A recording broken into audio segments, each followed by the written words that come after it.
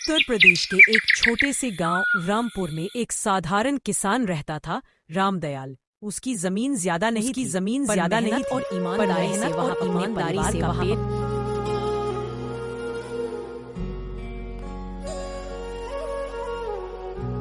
गांव में लोग रामदयाल को मेहनती और सीधा सादा मानते थे, लेकिन अक्सर लोग ताना भी देते, रामदयाल तुम्हारा भाग्य तो जैसे रूखा हुआ है, दिन रात खटते हो फिर भी हाथ खाली रहते हैं। रामदयाल मुस्कुराकर कहता, भाई, मेहनत करना मेरा काम है, बाकी तो जो ऊपर वाला लिख चुका है वही होगा।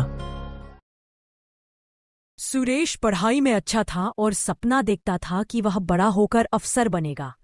गांव का मास्टर जी अक्सर कहता, सुरेश, तेरी आंखों में मेहनत और लगन है, भाग्य चाहे कैसा भी हो तू इसे बदल सकता है। लेकिन घर की गरीबी हर बार रास्ता रोक देती। कॉलेज की फीस भरने के पैसे नहीं थे। कई बार सुरेश खेत में बापू के साथ हल चलाता और मन ही मन सोचता, क्या मेरा भाग्य भी बापू जैसा ही रहेगा? मेहनत तो बहुत होगी, लेकिन फल कभी नहीं मिलेगा। एक साल बरसात बिल्कुल नहीं हुई। खेत सूख गए, फसल चौपट हो गई। घर का खर्च चलाना मुश्किल हो गया।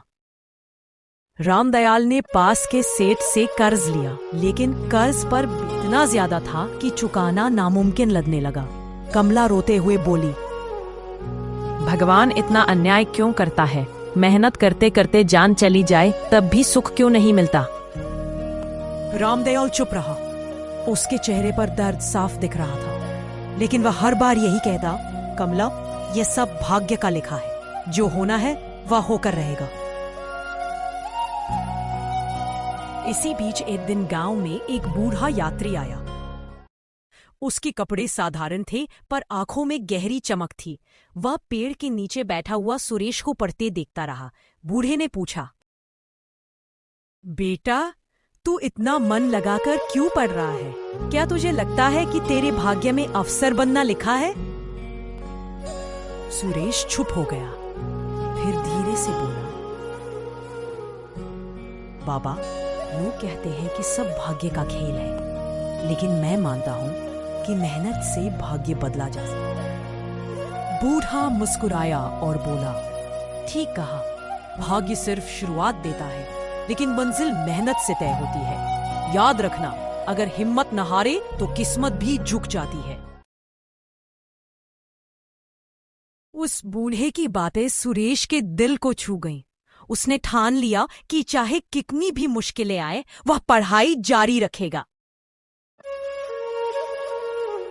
सुरेश रात में दीपक की मध्यम रोशनी में पढ़ता और दिन में खेत में बापू का हाथ बटाता। गांव के लोग कहते, पढ़ लिख कर क्या करेगा? तेरे भाग्य में तो हल ही चलाना लिखा है।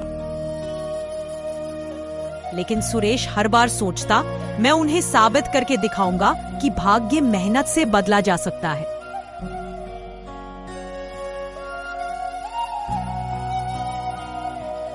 सुरेश अब हर हाल में पढ़ाई जारी रखना चाहता था, लेकिन कॉलेज की फीस कहां से आती? उसने दिन में खेत में बापू के साथ काम करना और रात में गांव के बच्चों को पढ़ाना शुरू किया। धीरे धीरे कुछ पैसे जुटे और सुरेश कस्बे के कॉलेज में दाखिला ले पाया। गांव वाले ताना मारते, देखना, भाग्य बदलने चला है, लेकिन अंत में हल ही चलाना पड़ेगा। सुरेश मन ही मन कहता, भाग्य आजमाने वालों का साथ देता है। कॉलेज का पहला साल खत्म भी नहीं हुआ था कि अचानक रामदयाल बीमार पड़ गया। डॉक्टर ने कहा, फेफड़ों की गंभीर बीमारी है, इलाज में बहुत खर्च आएगा। घर की हालत पहले ही खराब थी, कर्ज बढ़ गया। सुरेश ने किताबें बेच दी और बापू का इलाज कराया, लेकिन हालात और बिगड़ते गए। एक रात बिस्तर पर लेटे रामदयाल ने सुरेश का हाथ पकड़कर कहा, बेटा, भाग्य जैसा भी लिखा हो तो हिम्मत मत हारना, मेरी जिंदगी तो बीत गई, लेकिन तू अपना भविष्य खुद लिख। यह सुनकर सुरेश की आंखों से आंसू बह निकले। उसने तय कर लिया कि चाहे जैसे भी हालात हों, वह बापू का सपना और अपनी मेहनत दोनों को पूरा करेगा। सुरेश ने पढ़ाई जारी रखी और अफसर बनने की परीक्षा दी। गांव के लोग देखने आए, लो अब देखो इसका भाग्य कैसा रंग लाता है। लेकिन नतीजा आया, सुरेश असफल हो गया। गांव में चारों ओर ताने गूंजने लगे। कहा था ना, भाग्य से कोई लड़ नहीं सकता। सुरेश टूट गया, रात भर रोता रहा। पर तभी उसे बाबा की बातें याद आईं। भाग्य सिर्फ शुरुआत देता है। उसने किताबें उठाईं और फिर से तैयारी शुरू कर दी। साल दर साल मेहनत करते करते सुरेश के बाल सफेद होने लगे, लेकिन उसका इरादा कभी नहीं टूटा। आखिरकार चौथी कोशिश में सुरेश परीक्षा पास कर गया। जब खबर गांव पहुंची तो वही लोग जो पहले उसे भाग्य के नाम पर रोकते थे, अब कहते थे, देखो इसने भाग्य को बदल कर रख दिया। गांव की चौपाल पर सुरेश खड़ा होकर बोला, दोस्तों, भाग्य कभी इंसान को नहीं हराता, इंसान खुद हार मान लेता है। अगर मेहनत और हिम्मत हो तो भाग्य भी झुक जाता है। रामदयाल अब बुढ़ापे की ओर बढ़ चुका था, लेकिन बेटे की सफलता देखकर उसकी आंखों में चमक आ गई। उसने कहा, बेटा, मैंने हमेशा कहा था, मेहनत करो, बाकी जो भाग्य में लिखा है मिलेगा। आज तूने साबित कर दिया कि इंसान अपने भाग्य से भी बड़ा होता है। गांव के बच्चे सुरेश को देखकर प्रेरित हुए। गुड्डी बोली, भैया, अब कोई भी यह नहीं कहेगा कि भाग्य हमें बांध सकता है। आपने सबको रास्ता दिखा दिया।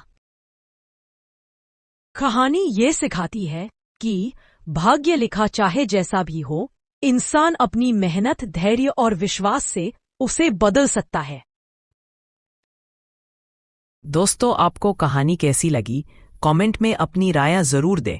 ऐसी ही वीडियो रोज देखने के लिए चैनल को सब्सक्राइब करें और शेयर करें। दोस्तों, कहानी अच्छी लगी हो तो लाइक करना ना भूलें।